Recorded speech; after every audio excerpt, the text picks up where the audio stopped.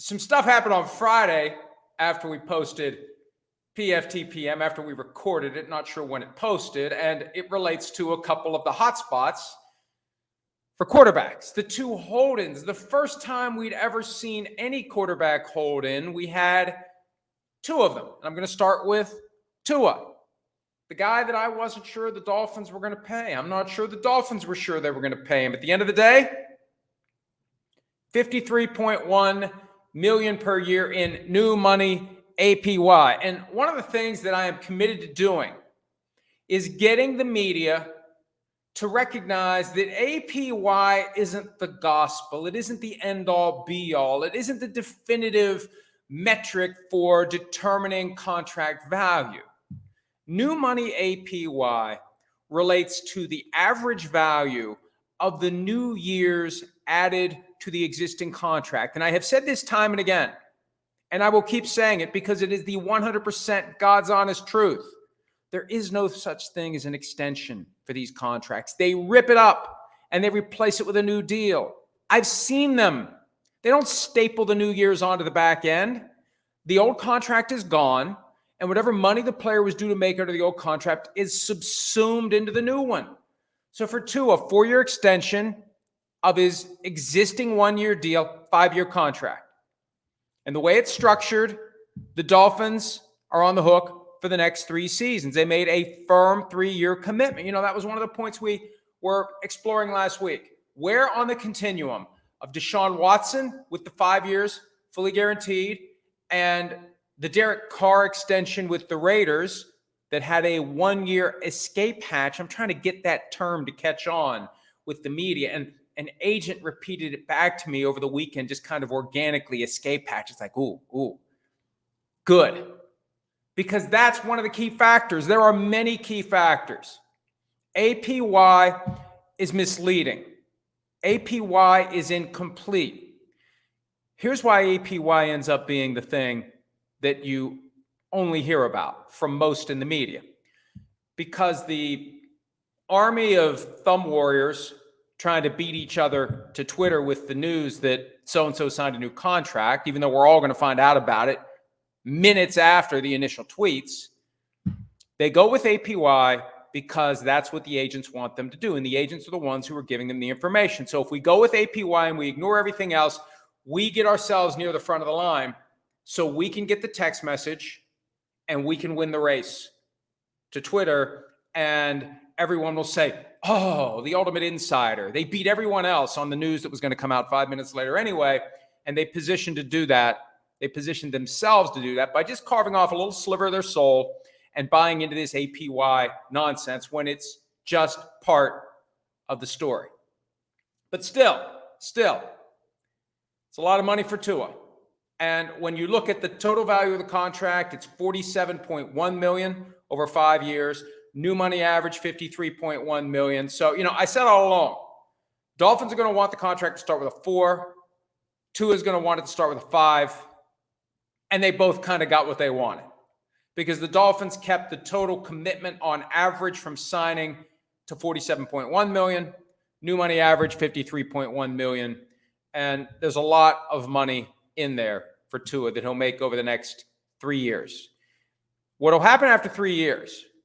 The Dolphins can get out of it, and they would only have left $3 million fully guaranteed for 2027, which would be year 4 of the contract. $3 million fully guaranteed, subject to offset. So they could cut him after 3 years, and they could move on. They could also trade him too. I'd have to look at the cap hits to see when a trade would be a practicality, but look at what the Broncos did with Russell Wilson. You may reach a point as a team where you just say, we got to get somebody else at this position and trade the contract or cut the contract up and take the cap hit. So the Broncos didn't trade him. They cut him and they took a massive cap hit, the bulk of it this year, but still plenty of it next year. You could trade a guy too. You can get out of a contract in different ways. Those are just factors that go into evaluating the full and entire deal. The bottom line is Tua got paid. His cash flow this year is over $43 million. And then you've got Tyreek Hill, who's still waiting. And we reported over the weekend that now the Dolphins have signed Tua. They're going to pivot to Tyreek. Tyreek is south of $20 million. I wrote something yesterday at PFT that addresses the challenges of paying Tyreek, of getting him maybe to the $35 million APY new money that Justin Jefferson got. I don't think they're going to get there. I think Tyreek has to realign his priorities as to what he wants. Maybe he needs to be thinking more in terms of cash flow or other factors and not new money APY. They were stuck on $30 million when he got traded by the Chiefs to the Dolphins, and he has a contract that has a fugazi final year that gets him from 25 to 30. And he himself says 30. See, that becomes the point of pride. That's the measuring stick in the locker room and in the league at large. Your APY is basically tattooed on your forehead, and that's how you rank yourself among others. They don't care about, for the most part, tax rates. They don't care about cash flow. They want that APY, because the higher the APY, the more valuable you're perceived as being among your peers and your competitors. Tyreek needs to set that aside, because, again, APY is just part of the story. And for Tyreek, it may just be a simple reality of taking money from 2026 when he's due to make $45 million and pushing it into 2024 where he is south of $20 million. Regardless, now that Tua is done, they'll pivot to Tyreek and see if they can take better financial care of the guy who is still more important to the team than the quarterback. That's the great disconnect with so much of this. And it reminds me of 6 years ago when the Falcons all of a sudden had issues with Julio Jones. I think it was as simple as Jones saying, after Matt Ryan got his latest contract at the time, which paid $30 million a year, which at the time was the highest paid at the position. Look at how much it's changed in only 6 years. Julio was at $15 million a year. Ryan was at $30 million a year. And I firmly believe Julio looked at the situation and thought, what's wrong with this picture? There's no way Matt Ryan is twice as valuable as I am. And that's where this whole, the market, as Tua said, goes into the quarterback analysis, and teams just buy into that. They buy into that. And they don't really push back on the idea that even though the market is the market, other players we have are more valuable to the team. And the quarterback contract needs to reflect it. I suspect the Dolphins tried every which way they could. At the end of the day, they decided to stick with the known commodity, to get this thing resolved, to make a 3-year commitment to Tua with the ability to continue it for 2 years beyond that. We'll see how it works out for the Dolphins. We'll see how it works out for Tua.